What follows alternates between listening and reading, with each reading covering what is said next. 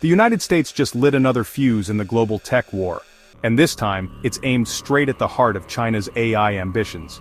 After what looked like promising trade talks in Switzerland, the brief calm between the world's two biggest powers has shattered, again. The battleground? Not ships or soldiers, but silicon and code, AI chips, algorithms, export rules, and buried inside the latest salvo is a warning with potentially seismic consequences. Using Huawei's AI chips anywhere in the world could violate American export laws. Yes, you heard that right, anywhere. What's unfolding is not just another round of economic sparring. This is a full-blown escalation in the AI tech war, and it's dragging the rest of the world with it. Let's unpack what just happened. Just days after US and Chinese officials sat down in Geneva for high-level trade talks and walked away claiming progress, the US Commerce Department quietly dropped a bombshell. It issued updated guidance warning that Huawei's Ascend AI chips, if used anywhere on Earth, could breach US export controls. Not only does this move signal a new level of extraterritorial reach, it also tells the rest of the world one thing loud and clear: the United States wants Huawei, and by extension Chinese AI progress, out of the global tech ecosystem.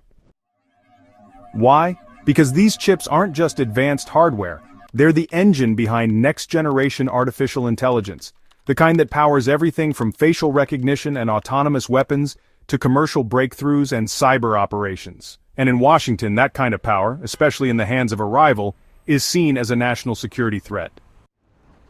But here's where things get murky, and more than a little hypocritical. Rather than doubling down on building up domestic tech, improving American STEM education, or incentivizing homegrown innovation, the US is leaning harder on coercion, telling other nations who they can or can't do business with, even if those countries have no direct links to American technology. Economic sovereignty? Out the window. Washington's message was crystal clear and harsh. If you work with Huawei's AI chips, you might be crossing a legal line. It doesn't matter if you're in Europe, Africa, or Southeast Asia. You're on notice.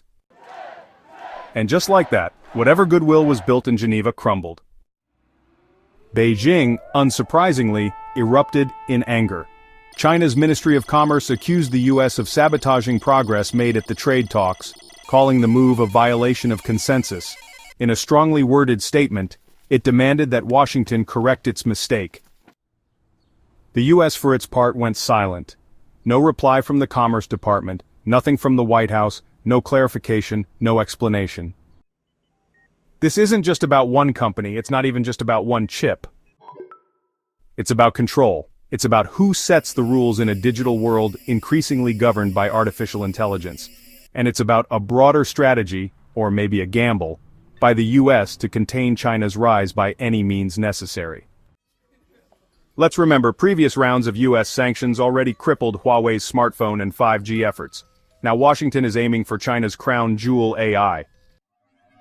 But here's the kicker. The original guidance from the Commerce Department was quietly walked back. The phrase "anywhere in the world" disappeared. In its place, softer language. Huawei's chips risk violating export controls. A warning, not a ban. Too little, too late. The message had already landed, loud and clear. The global business community got the memo. Working with Huawei could mean crossing Uncle Sam. This isn't just policy, it's intimidation. And now the world faces a decision. Will Europe, India, Southeast Asia, all caught in this crossfire, fall in line with the US embargo? Or will they assert their economic independence and risk retaliation? It's a test. A geopolitical loyalty test disguised as an export regulation. Meanwhile, what's China's next move? Beijing might retaliate against American companies doing business on Chinese soil.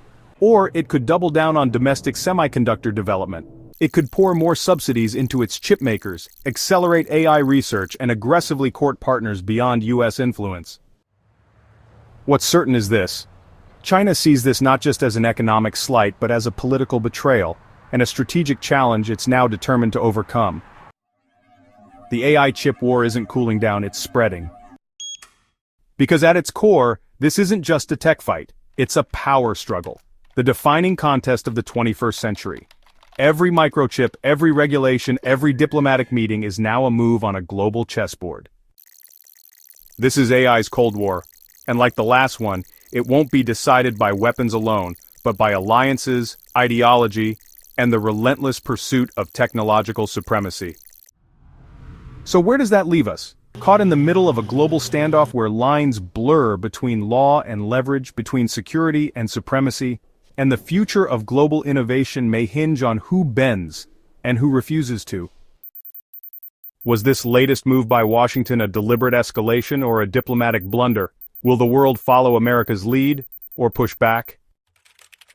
Let us know what you think in the comments below. Is this protectionism gone too far, or necessary national defense?